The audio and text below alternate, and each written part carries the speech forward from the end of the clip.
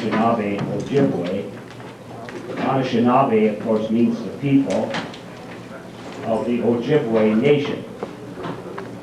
And of course, among all of our nations, we all have a word that describes us as the people. This colonial pirate, Christopher Columbus, who was hopelessly lost, as our brother pointed out, floundering in the high seas, sick, destitute, and wrapped in rags.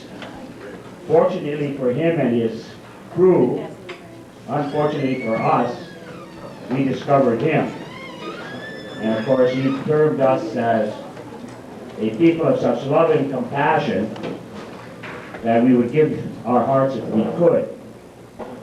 And he went on to say that with 75 men, we could enslave them and make them do whatever we want them to do. And that, of course, was the beginning of the Holocaust of Central, South, and North America.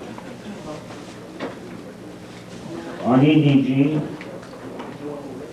Anishinaabe, Wabanini Indigenous, Man of Dawn, Aji Jokin Dodane. I'm a member of the Crane family, and I come from a place called Gawa Babi Kanika Anishinaabe in Danakiwa, a place in northern Minnesota called White Earth, where the Ojibwe people live.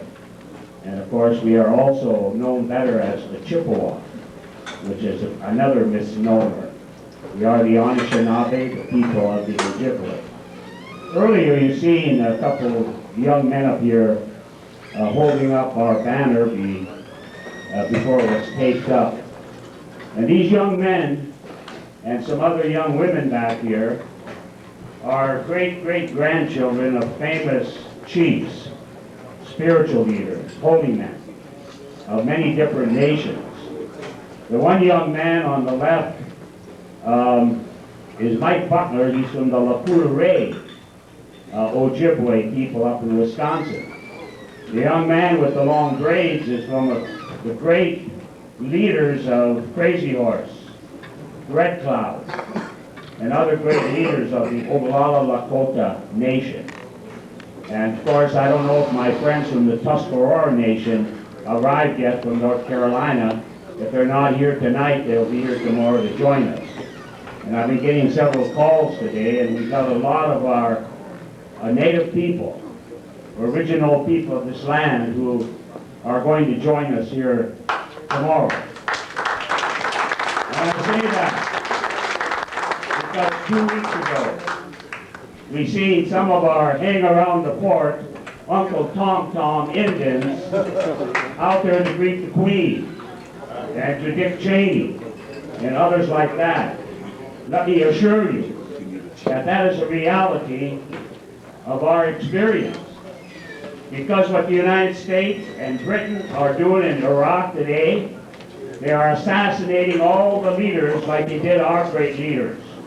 Crazy Horse, Sitting Bull, go on, Geronimo, Black Hawk, and people like that, and impose these puppet regimes and puppet forms of government on us that in many cases still exist today. And while I say that, many of our leaders out there are honorable men and honorable women on most of our reservations, our nations functioning under an imposed so-called democratic form of government. You notice I said so-called? The other day, as I was watching this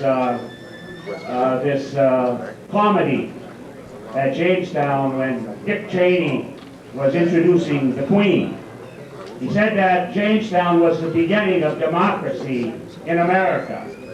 Well, we had to laugh at that because what they had done, beginning at Jamestown, is they destroyed great democracies, native nations, native governments that were founded thousands of years ago and existed up until the American Holocaust was perpetrated against us, claiming approximately 16 million of our people. All right. Truly an American Holocaust. I'm honored to say that I met some of my brothers from the All-African People's Revolutionary Party today. They picked me up at the airport at Dulles and brought me down here. And because of the lateness of the hour, and I understand this is going to turn into a disco in a little while, I'm going to kind of keep my comments short tonight, and I'm going to unload the whole wagon tomorrow. So I hope you'll all come there tomorrow for our demonstration. Because we have to stand together. We have to stand together and say no to this charade of Jamestown.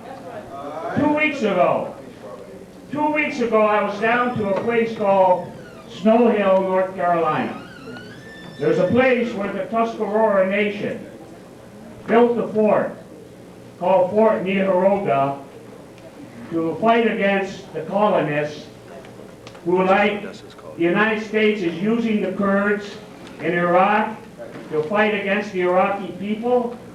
They used the Hmong on the war against the Vietnamese people, and they also used many of our nations right here in Virginia, North Carolina, and South Carolina, like the Yamasee and the Cherokee, to pit them against other tribes. And at Fort Neharoga, which was built by the Tuscaroras, to defend themselves. And I know we all grieve for the families of the Virginia Tech victims. But I want to say to the American media and to the American press that that was not the worst massacre in American history. 900 Tuscaroras, men, women, and children were butchered at Fort Neharoga near Snow Hill. Many of the Tuscaroras were then put on a march up to New York, where they became part of what is called the Haudenosaunee, the Seneca, Mohawk, Oneida, Onondaga, and the Tuscarora were pushed up there. The Cherokees who sided with the colonists at one point were put on the death march to Oklahoma called the Trail of Tears. And while they were rounding up the Cherokees, they rounded up many of your ancestors, the freedom fighters of that era. And they're called the Freedmen in Boney, Oklahoma. I'm also the president of the National Coalition on Racism in Sports and Media, working to eliminate all forms of racist imagery in American so-called culture. There ain't no American culture. You notice I said so-called culture. And so what they've done in history is they tried to distort. They tried to distort our history. And so with the Tuscarora young people that are going to be here tomorrow, you'll have a chance to visit with them. But I say that because the 6 nations that I just named in upstate New York, they had what they called the Great Law of Peace. And they had a democratic form of government since time immemorial. Benjamin Franklin and those other terrorists, so-called founding fathers here, they're founding terrorists is what they were. That's right. Founding terrorists went up there to copy the 6 nation Haudenosaunee. They call it the Iroquois Confederacy, but Iroquois, like Sioux, is a derogatory name, part of the rhetoric of genocide, to dehumanize and degrade the people so they could commit these massacres. There's no difference in what they called Africans.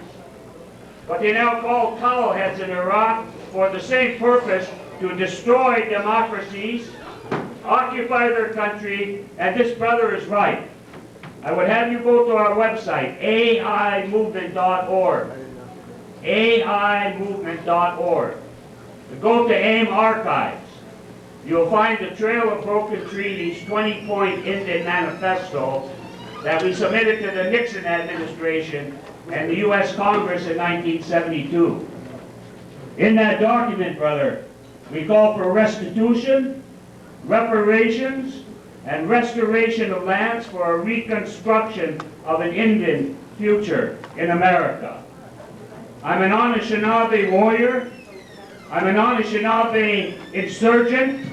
I'm an Anishinaabe revolutionary. Come on with it. I'm a Zapatista. I'm a Sandinista. Come on, man. I'm a Red Power advocate. Yeah. And I'm also a Black Panther. Yeah. Anyway, thank you very much.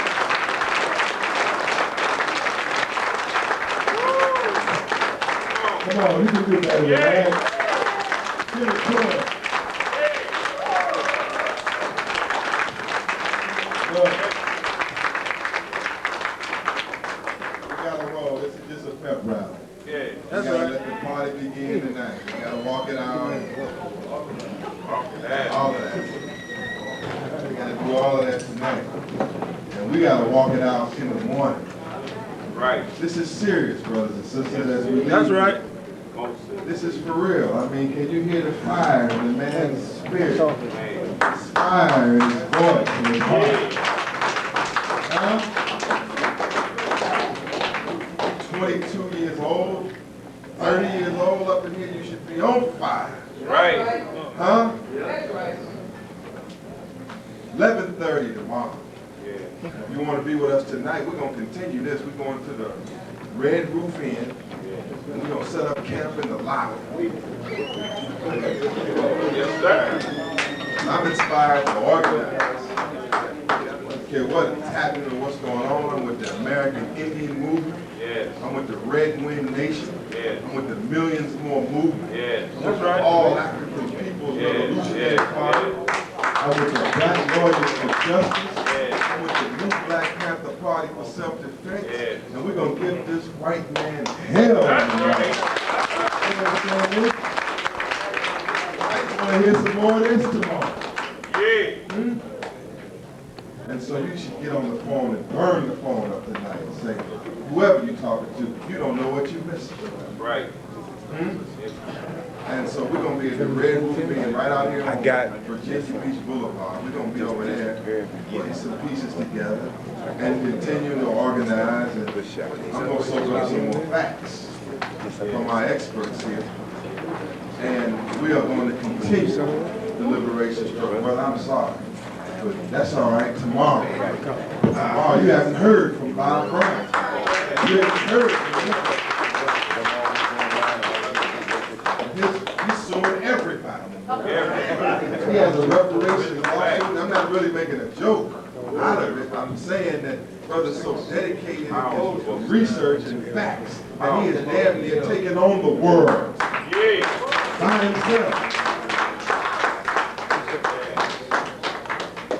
And so all of these forces together, we're just ready to go put our heads together, get a bite to eat, but continue to organize and share with each other. If you're the FBI, don't come by the Red Roof Inn, because you won't be leaving. If you're the police, don't come by the Red Roof Inn, because it's not a safe place. That's right. But if you're African or indigenous and you're sincere about this, you can come by as well. The struggle continues. Let us please stand on our feet.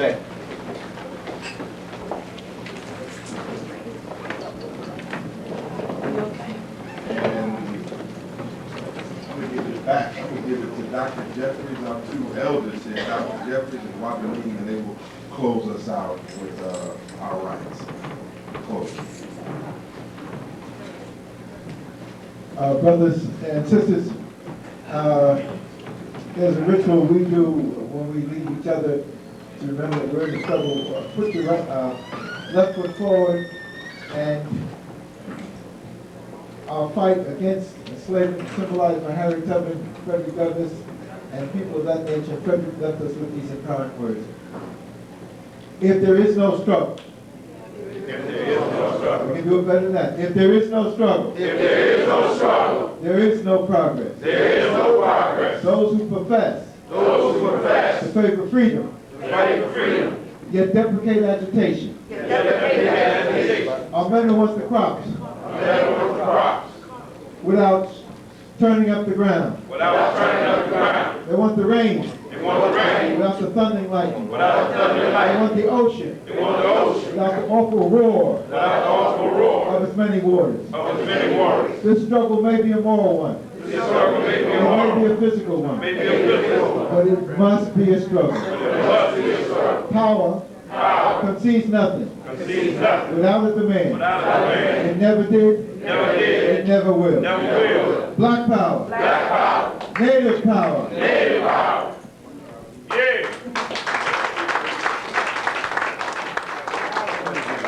Hey, brothers and sisters, we got to roll red roof in. What time tomorrow? 11:30. Be here.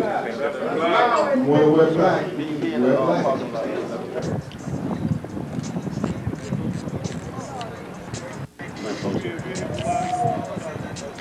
Shame on Jamestown. Yeah, for sure. Under the divine guidance and in response to a divine call to an injustice that has been done to a people. My name is Imam Akbar Abdullah Kareem Bilal. I'm the National Minister of Justice for the new Black Panther Party for self-defense. Black power? Black power. Black power. Black power. Black power. Black power. Black power. Black power. All praises are due to Almighty Allah. We ask Allah. That's what he respects. They don't like to die too much. He wants to live and rule. He don't want to die and lose it and see somebody else joy. He don't. And that's all I really have to say today. Black unity and for black power. Black power? Black power. Black power. Black power. Black power. Black power. Praise be to Allah. Right now we want to hear from our national spokesman, a brother who's been struggling there in Savannah, Georgia, but being very productive in Savannah, Georgia. And with that, we want to bring forward our national spokesman, Brother Yusuf SHABAZZ. Give him a round of applause. Assalamu alaikum. Black power. Black power. Black power. Black power. Black power. Black power. Black power. Black power. Black power. Very good, brothers and sisters.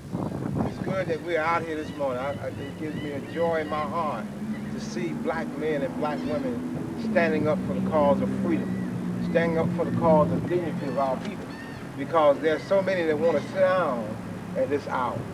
This is not a time for us to sit down and just cool off during this time right now. It's time for us to stand up. Right. You know, according to the 10-point program and platform of the new Black Panther Party for self-defense, that is built upon many other philosophies and ideologies of the black thinkers. Yes, sir. We say that we want freedom, and we want the power to practice self-determination. When we practice self-determination, that means that we name self, we define self, Right. we stand up and we speak for self, Right. as opposed to being spoken for Right. and determined and defined by others. If you don't stand up for yourself, no one will stand up for you. If you don't name and define yourself, then other people will name and define you. Right. Is that right? That's right. You know, when we were brought here, we were robbed of our names.